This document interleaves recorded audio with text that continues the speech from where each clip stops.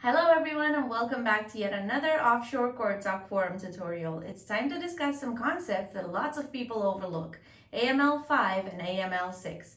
AML stands for Anti-Money Laundering. AML 5 was still being implemented by different countries when a new directive came out, AML 6. Overlooking this tax reporting standard can have serious consequences, so here's what you need to know. The legislation was introduced in 2017. By the beginning of 2020, every country in the European Union had to implement it.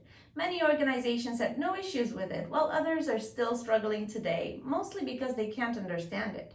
The main purpose is to prevent money laundering. Other than that, the directive aims to prevent terrorist financing within the Union. Ownership transparency is another goal. Knowing who owns what will obviously prevent laundering. Trust transparency is one of the first things to implement. Trusts don't have too much to hide anyways, but certain hidden details can affect legal actions. Once the standard is up and running, authorities can access ownership details. A trust can have more profiles. For instance, some of them act as beneficial owners of particular companies.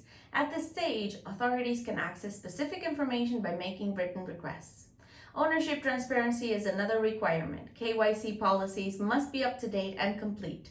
At this point, as a business owner, it's your responsibility to ensure everything is right before updating centralized registries.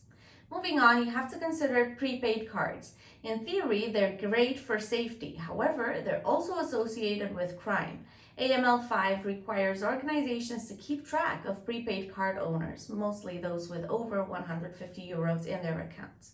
Cryptocurrencies represent a popular trend these days, and lots of people believe they'll become the norm.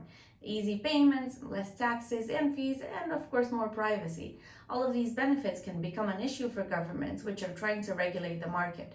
AML 5 covers exchanges between standard and cryptocurrencies. Finally, think about those high-risk assessments associated with AML 5. They target specific countries. The EU classifies countries by different criteria, and high-risk jurisdictions will be revised on a regular basis. AML 6 takes things even further. There are more money laundering regulations mentioned in the third article of the directive. All can lead to criminal punishment. For instance, aiding, inciting, or attempting anything related to money laundering is an offense. The fourth article includes penalties for individuals, while the 10th targets crimes in particular jurisdictions.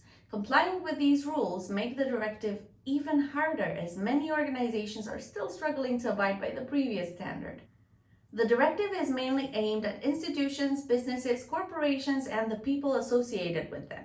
In the end, the purpose of the directive hasn't changed too much. This is the first standard that includes cryptocurrencies too, despite the market not being fully regulated. Its aim is to strengthen money laundering rules. In theory, more regulation means more people will turn to digital coins. Only time can tell how effective this standard will be though. Join in the discussion on the forum. Thanks again for watching and see you next time.